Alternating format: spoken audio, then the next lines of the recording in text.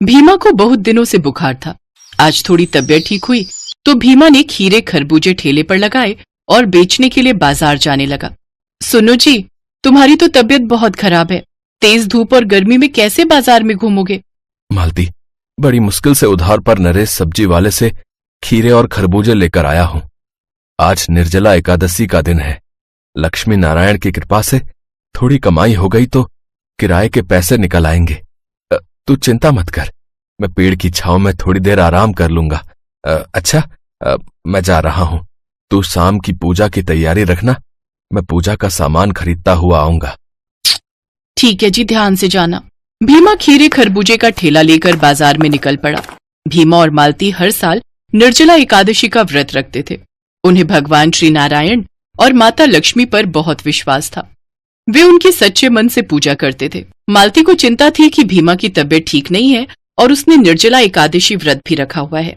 मालती लक्ष्मी नारायण जी से प्रार्थना करती है, प्रभु, मैं जानती हूँ आप बहुत दयालु हैं। आप हमेशा अपने भक्तों के दुख दूर करते हैं, सदैव उनकी रक्षा करते हैं। आज निर्जला एकादशी का पावन दिन है, इसलिए मैं प्रार्थना करती हूँ, हम पर अपनी कृपा रखना प्रभु, हमारे ऊपर अपना आशीर्वाद बनाए रखना। मालती भगवान से प्रार्थना कर रही थी। उधर भीमा खरबूजे खीरे बेचने के लिए गली गली घूम रहा था।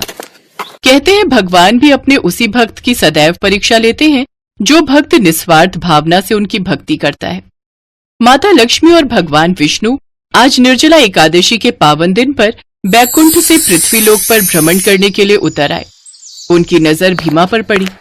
भीमा तेज धूप में भूखा प्यासा अपना ठेला लेकर घूम रहा था।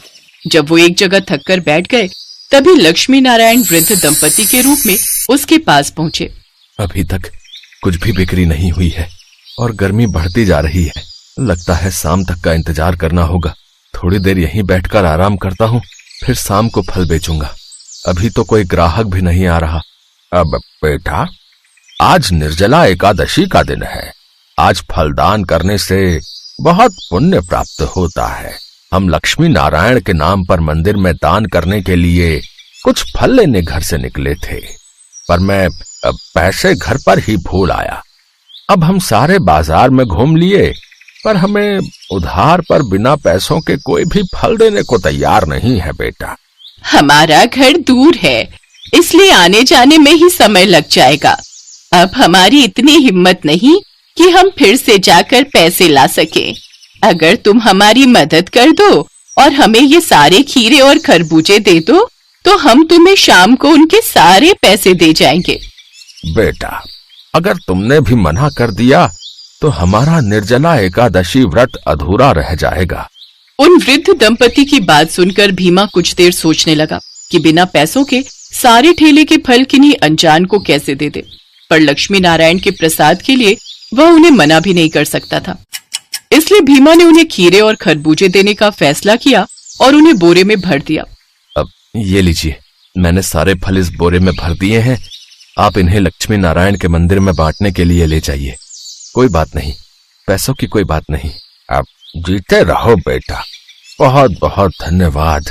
तुमने आज निर्जला एकादशी पर हमारी मदद करके श्री हरि विष्णु और माता लक्ष्मी को बहुत प्रसन्न किया है। देखना, वो तुम पर अपनी कृपा जरूर करेंगे। हम शाम को तुम्हें पैसे दे जाएंगे। अपना घर बता दो बेटा। भीमा वृद्ध दंपति को घर का पता दे देता है। अब सारे फल तो भीमा ने उन्हें दे दिए, तो वह बाजार में क्या ही करता। भीमा घर लौट आया, पर जब मालती को सारी बात पता चली तो वो थोड़ा चिंता में आ गई। तुमने ऐसे कैसे किसी अनजान को सारे खीरे और खरबूजे दे दिए? हमारे घर में तो आज खाने के लिए अन्न का दाना भी नहीं है।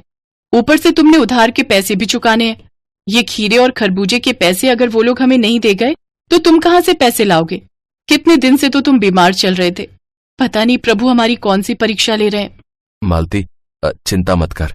उन्होंने बोला है कि शाम को वो पैसे दे देंगे। तूने पूजा की तैयारी कर ली?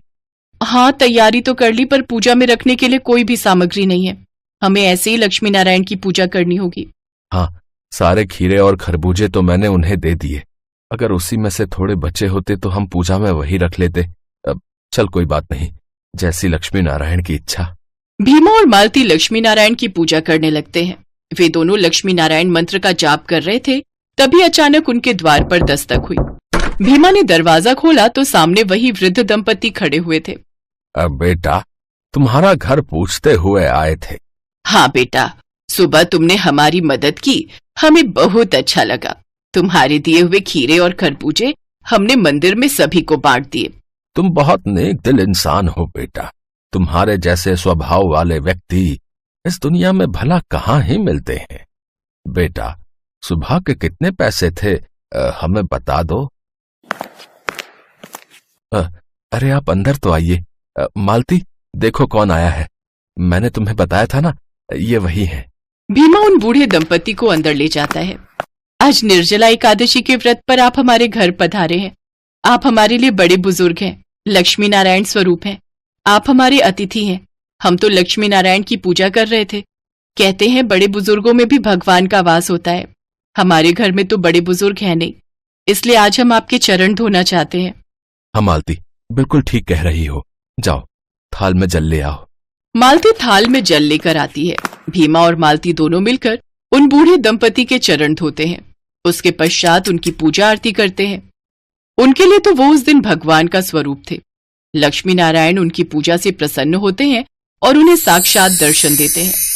लक्ष्मी नारायण के प्रकट होते ही भीमा के घर में एक प्रकाश फैल जाता है। उनके घर में धन धान्य का ढेर लग जाता है। भीमा, मालती, हम तुम्हारी पूजा से प्रसन्न हैं। हम तुम्हारी परीक्षा ले रहे थे भीमा, और तुम हमारी परीक्षा में सफल रहे। तुमने हमारा निर्जला एकादशी व्रत रखा और निस्वार्थ भावना से हमारी मदद की, इसलिए अब तुम्हारे सारे दुख के दिन दूर हो गए। अब तुम्हारे घर में, तुम्हारे जीवन में सुख समृद्धि का वास होगा। भीमा, मालती, हमारे आशीर्वाद से अब तुम्हारे घर में धन की वर्षा होगी। तुम्हारे जीवन में खुशियों का प्रवेश होगा। भीमा और मालती की आंखों में खुशी के आंसू थे। निर्जला एकादशी के दिन लक्ष्मी नारायण उनके घर में पधारे और उन्हें साक्षात दर्शन दिए और आशीर्वाद देकर अंतर ध्यान हो गए। लक्ष्मी नारायण की कृपा से भीमा और मालती की जिंदगी खुशियों से भर गई।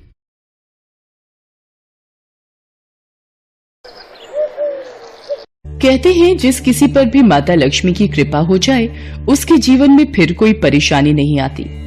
माता लक्ष्मी स्वास्थ्य, संतान, धन, वैभव तथा सौभाग्य प्रदान करने वाली देवी हैं। वो जब किसी मनुष्य पर अपनी कृपा दृष्टि डाल देती हैं, उस मनुष्य का जीवन सफल हो जाता है। ऐसी ही एक पौराणिक कथा के अनुसार माता लक्ष्मी ने नौकरानी बनकर एक माली के घर में बरकत की और उसके परिवार को खुशियों से भर दिया। एक बार की बात है, भगवान विष्णु का मन शेषनाग पर बैठे बैठे बहुत उदास हो रहा था। उन्हें धरती पर घूमने की इच्छा हुई और वो अपनी यात्रा की तैयारी में लग गए। स्वामी को तैयार होता देखकर लक्ष्मी माता ने भगवान विष्णु से पूछा, अरे स्वामी, आज सुबह सुबह तैयार होकर कहाँ जाने की तैयारी में हो? देवी लक्ष्मी, पता नहीं मन कुछ उदास है, इसलिए मैं धरती लोक पर भ्रमण करने जा रहा हूँ। हे देव, आप धरती पर भ्रमण के लिए जाएंगे तो आपके बिना मेरा मन भी नहीं लगेगा। क्या मैं भी आपके साथ धरती लोक पर भ्रमण के लिए चल सकती हूँ? ठीक है देवी लक्ष्मी, पर उसके लिए तुम्हें मेरी एक शर्त माननी होगी। तुम धरती पर पहुंचकर उत्तर दिशा की ओर नहीं देखोगी। ठीक है स्वामी, मैं धरती पर पहुंचकर उत्तर दिशा में नहीं देखूंगी। मुझे आपकी शर्त मंजूर है। भगवान विष्णु की इस शर्त से माता लक्ष्मी सहमत हो गई और प्रातःकाल होते ही माता लक्ष्मी और भगवान विष्णु धरती पर पहुंचे। उसी समय सूर्य उदय हुआ था। रात बरसात होकर हटी थी। चारों ओर हरियाली ही हरियाली थी। धरती की सुंदरता को देखकर माता लक्ष्मी अत्यंत प्रसन्नचित हुई और भगवान विष्णु को दिया वचन भूल गई। माता लक्ष्मी धरती को देखती देखती कब उत्तर दिशा की ओर देखने लगी, उन्हें पता ही नहीं चला। धरती का वातावरण देखने में कितना मनमोहक है, और वो फूलों से भरा खेत। ये तो कितने सुंदर फूलों से सजा हुआ है। मैं ये फूल यदि तोड़ लूं? उत्तर दिशा में माता लक्ष्मी को एक बहुत ही सुंदर फूलों का खेत नजर आया और उसी तरफ से खुशबू के साथ बहुत ही सुंदर सुंदर फूल खिले थे। ये एक फूलों भरा हुआ खेत था। माता लक्ष्मी बिना सोचे समझे उस खेत में चली गईं और एक सुंदर सा फूल तोड़कर ले आई। जब माता लक्ष्मी भगवान विष्णु के पास वापस आई तो भगवान विष्णु की आंखों में आंसू थे। ये देखिए स्वामी, कितना सुंदर फूल है। अरे स्वामी, आपकी आंखों में ये आंसू क्या हुआ स्वामी?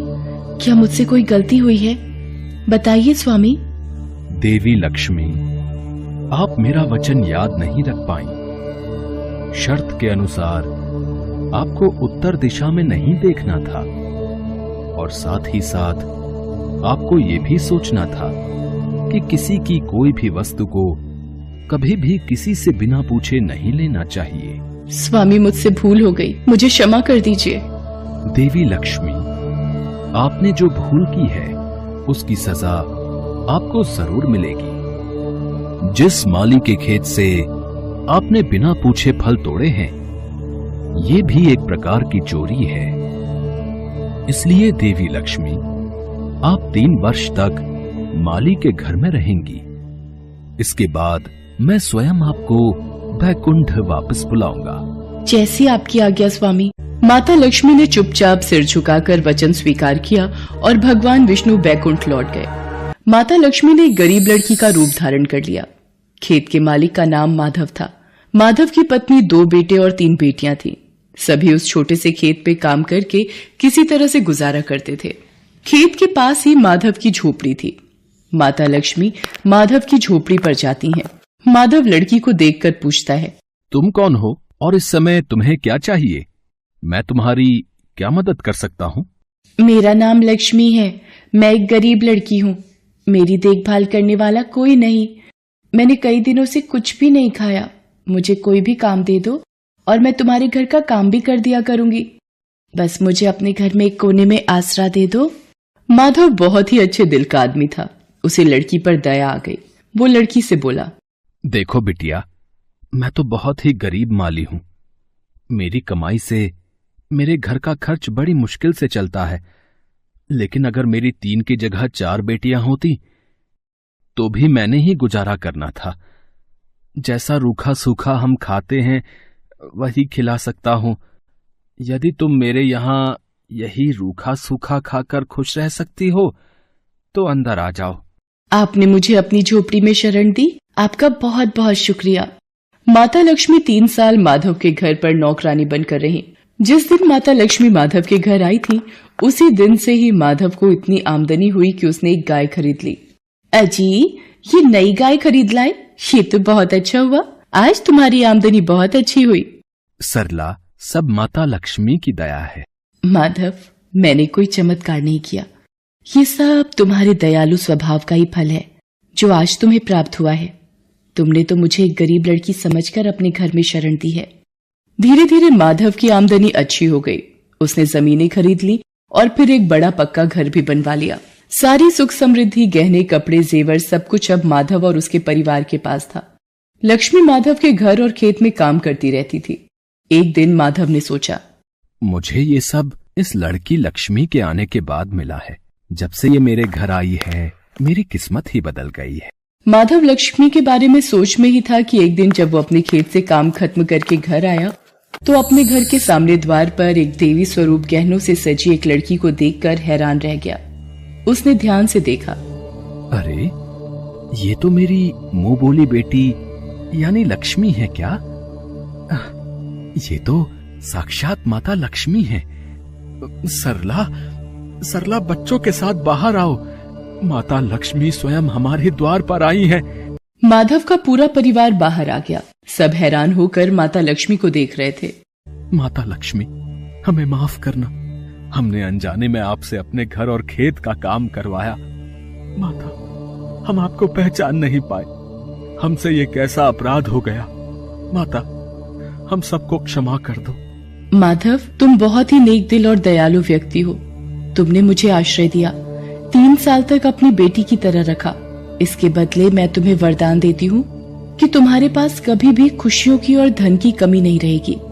तुम्हें सारे सुख मिलेंगे जिसके तुम हकदार हो।